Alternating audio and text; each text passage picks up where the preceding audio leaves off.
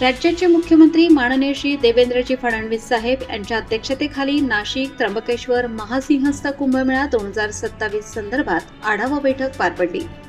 या बैठकीत उपमुख्यमंत्री माननीय सौ सुनेत्राताई अजित पवार, मंत्री माननीय श्री गिरीश महाजन, मंत्री माननीय श्री नरहरी झिरवळ, आमदार सीमाताई हिरे, आमदार माननीय देवयानीताई फरांदे, आमदार ॲडव्होकेट राहुल भाऊ ढिकले, आमदार माननीय सरोज आहिरे, आमदार माननीय हिरामण खोसकर, नाशिकच्या महापौर माननीय हिमगौरी आहेर आडके तसेच वरिष्ठ अधिकारी उपस्थित होते।